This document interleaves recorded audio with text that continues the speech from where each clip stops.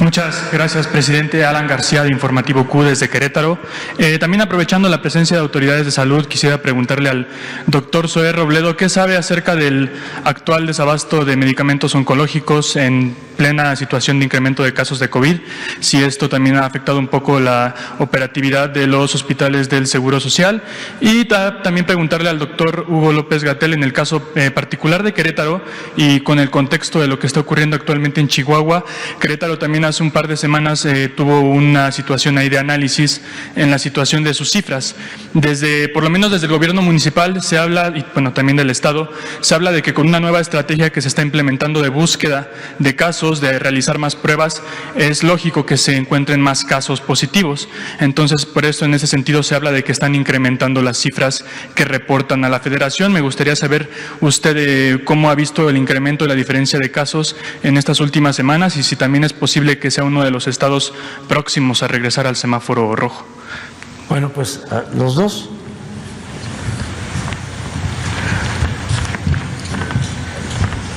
Muchas gracias, señor presidente. El tema del abasto de oncológicos es una de las prioridades y además una instrucción muy puntual del presidente López Obrador. Esto lo trabajamos desde luego sectorialmente, encabezados por el doctor Alcocer. Todas las semanas, en más de una ocasión, hay reuniones y se está revisando el abasto de oncológicos y todos los medicamentos en general. En el caso del Seguro Social y en particular con los oncológicos pediátricos, nosotros tenemos una sesión de trabajo, más allá de la pura reunión, sino es una sesión de trabajo de seguimiento, y lo vemos directamente con las padres y las madres de los niñas y niños que se tienen en el Seguro Social. Con ellos hablamos todos los jueves a las 6 de la tarde. Llevamos ya 6 semanas en esta reunión y ahí se está revisando caso por caso. Y en los asuntos en donde llega a haber problemas y las complicaciones son atribuibles a los proveedores, pues también los invitamos a que les den respuesta a ellos, a las madres, de qué está pasando cuando tienen alguna instalación que está siendo revisada por alguna situación de calidad y que entonces se están tardando un poco más. Pero vemos todos los jueves esos asuntos directamente con las madres. Nos llegan además a través de ellas, nos llegan casos específicos de varias partes del país, de Tijuana, de Sonora, vaya, de todos lados, y lo revisamos. Y nosotros hemos insistido mucho en algo. El asunto de los niños con cáncer en México es un desafío para mejorar su sobrevida, que es una situación que lo hemos hablado con todos los especialistas al respecto. Y el abasto no es el único elemento que se debe de mejorar. Hay muchas cosas de los procesos que estaban pues tomados en gran medida, procesos largos, complejos por empresas privadas, otras situaciones en el caso del Seguro Social en donde sistemas tecnológicos eran muy arcaicos o se hacían de una manera poco eficiente, y estamos capacitando también a médicos para eso. También tiene que ver mucho con la atención. Entonces, en ese sentido, la verdad que el mejor termómetro que tenemos es hablar directamente, sin intermediarios, pues ahora sí, sin abogados de por medio, directamente con las mamás y los papás de niños con cáncer para ver sus casos semana con semana. El día de ayer fue la única sesión en la que no he podido estar porque estábamos compareciendo en la Cámara de Diputados.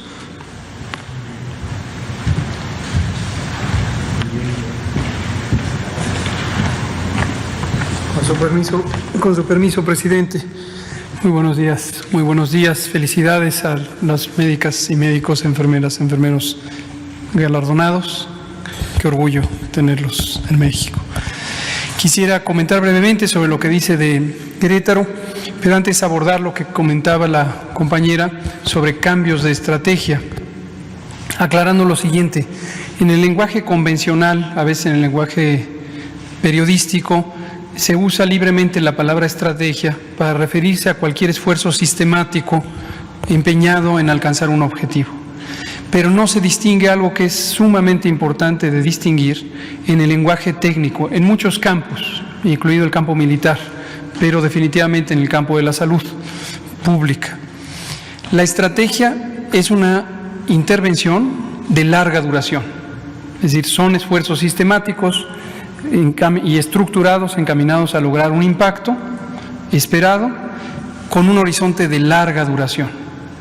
A diferencia de la táctica, en donde el horizonte es más corto, el tiempo necesario para lograr ciertos objetivos intermedios es más corto.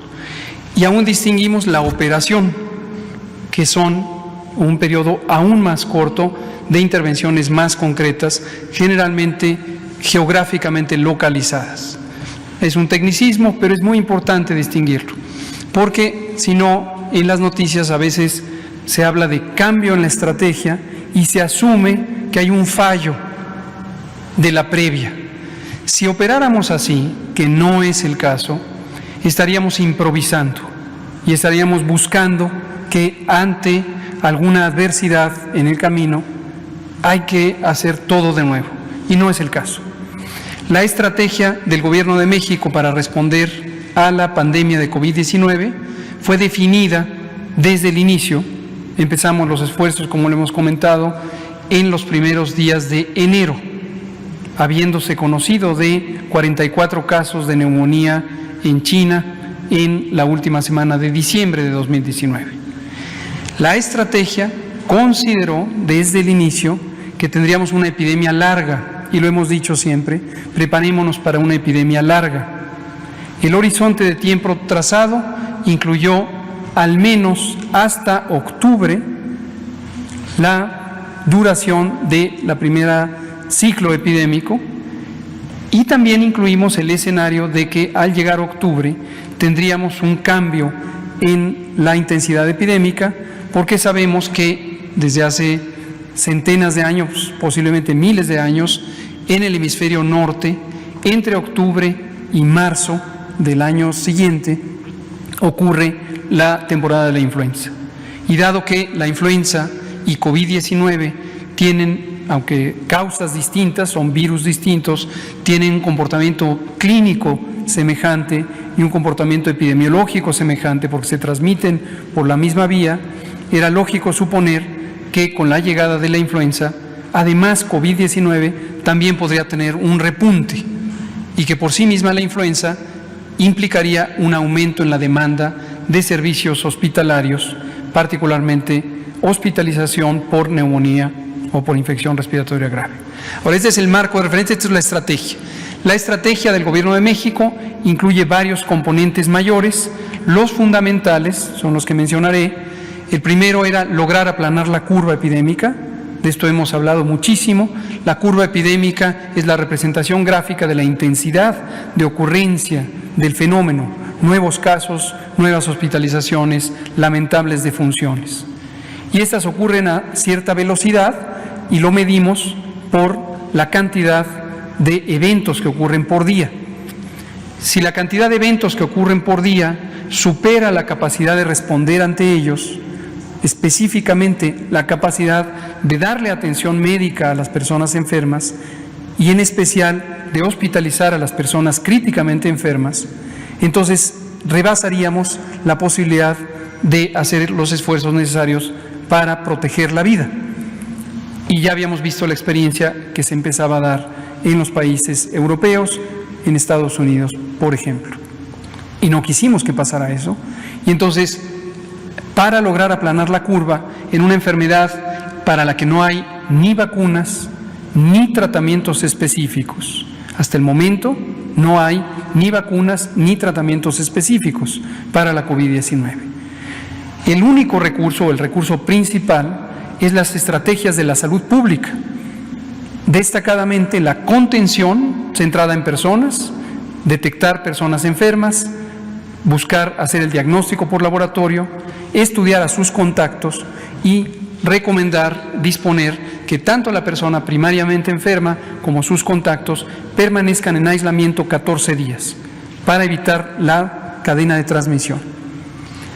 Cuando este esfuerzo de contención llega a su límite, porque existen demasiados casos que superan el número de trabajadoras y trabajadores de la salud pública que pueden orientar los esfuerzos de contención, hay que apelar, como ya señalaba el presidente, a la colaboración de la población. El pueblo en su conjunto puede guiar y puede ejercer las medidas de prevención. Y entonces pasamos a complementar la contención con mitigación comunitaria.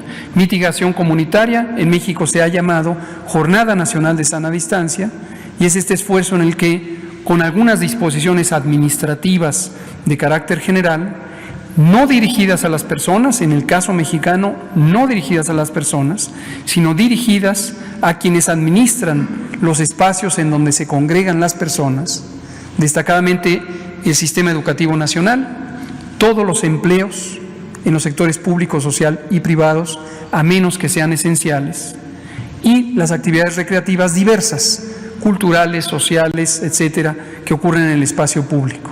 Entonces, las intervenciones de mitigación en el caso mexicano fueron dirigidas y han sido dirigidas y continúan siendo dirigidas no a las personas, porque las personas, todos, todas, somos víctimas de un fenómeno como es la epidemia, de un fenómeno natural, es un virus, es una partícula biológica. Entonces, todos somos víctimas, y si la acción de la salud pública revictimiza a los individuos, haciéndolos responsables o culpables en lo individual de las acciones de control, eso complica mucho la dinámica social. Entonces, en México decidimos no hacerlo así y decidimos orientar los esfuerzos a entidades administrativas que ya mencioné. Esto es lo que logró aplanar la curva, esto es lo que logró que la cantidad de casos diarios y de hospitalizaciones diarias y de defunciones diarias fuera sustancialmente menor, 3/4 partes menor, a lo que hubiera ocurrido en ausencia de intervenciones. Y por último, el tercer bloque general, hay muchos específicos, es lograr la reconversión hospitalaria para ampliar, y logramos ampliar más de 4 veces las camas con ventilador, más de 6 veces las camas de ocupación general, para lograr albergar a todas las personas que necesitaran atención. Entonces, esto es la estrategia. La táctica incluye diversas modalidades específicas para lograr estos 3 propósitos que estoy mencionando. Y efectivamente, con la llegada de este rebrote, de este repunte, que habíamos contemplado podría ocurrir y que lo anunciamos desde mayo, ya que llegó, se instrumentan los distintos componentes de la estrategia que implican táctica y operación. Y ahora hay que regresar a extremar los cuidados y también las actividades que estamos haciendo para la detección de casos con el propósito de interrumpir desde la comunidad las cadenas de transmisión. Y una cosa importantísima, que las personas acudan lo más pronto posible a los servicios de atención médica y con el trabajo comunitario que se viene haciendo ya desde hace varios meses, entonces lograr persuadir a las personas de que acudan prontamente a la atención médica. Esto puede hacer la gran diferencia entre un daño fatal y una enfermedad que, aunque grave, pudiera terminar en una recuperación satisfactoria. Sobre el caso específico de Querétaro, me gustaría si me pueden proyectar la lámina de Querétaro, las 2 láminas de Querétaro, del informe que dimos hoy al presidente, informe que efectivamente damos todos los días y que también presentamos públicamente. Este es el perfil epidemiológico de Querétaro. En síntesis, lo que vemos en la gráfica en el lado superior izquierdo es la curva epidémica de casos registrados y casos estimados. Están juntos todos en la misma línea. La línea azul claro es la de casos, la línea azul oscuro es la de defunciones, que está amplificada con una escala en la gráfica de abajo. Lo que vemos es una tendencia continua de aumento. No es reciente. Esta empezó desde la semana 17, que tiene variaciones, a veces se acelera, a veces se desacelera, y siguió aumentando hasta la semana 34. De la semana 34 a la semana 37 tuvimos 3 semanas de descenso. Descenso es reducción, es menos casos diarios, pero desde la semana 37 en adelante hemos tenido una aceleración en el número de casos diarios identificados y estimados, que corresponde a un aumento en los contagios. Ciertamente podría ocurrir que la explicación de este nuevo segmento de aceleración pudiera ser resultado de una mayor búsqueda. Quien busca, encuentra. Queremos encontrar, porque eso ayuda a detectar más tempranamente a las personas, interrumpir las cadenas de transmisión, persuadirles de que acudan a servicios médicos. ¿Cómo sabemos si es solamente porque buscamos más y encontramos más, o además hay un cambio en la velocidad de ocurrencia de los casos, con lo que está en el panel del lado derecho arriba, que muestra el porcentaje de positividad de las personas que son detectadas por laboratorio? El porcentaje de positividad es de cada 100 personas que se les hace la prueba, cuántas resultan positivas al virus SARS-CoV-2. El promedio nacional es 41%, en este momento llegó a ser 59%, y lo mínimo que tuvo es 37%. Y vemos en la curva roja del lado derecho arriba que Querétaro tiene un porcentaje de positividad de 50%, superior al porcentaje nacional. Pero no solo eso, sino que a lo largo de las últimas semanas, en las que Querétaro nos ha informado, amplió sus capacidades de detección en comunidad, no se ha reducido el porcentaje de positividad. Si tuviéramos más casos como consecuencia de una búsqueda intencionada, tendríamos una mayor posibilidad de encontrar personas que no son positivas al virus SARS-CoV-2, y entonces baja el porcentaje de positividad. Esto sí ocurrió en la Ciudad de México, cuando la Ciudad de México hace 3 meses estableció su programa de detección, protección y resguardo, y su porcentaje de positividad, que era cercano al 50%, bajó hasta 32%. En conclusión, es loable el esfuerzo que hace el gobierno de Querétaro por detectar los casos tempranamente. No hay que perder de vista que detectar no es el propósito, sino todo lo que estoy mencionando, y las evidencias no sugieren que la razón principal del incremento de casos sea una mayor detección.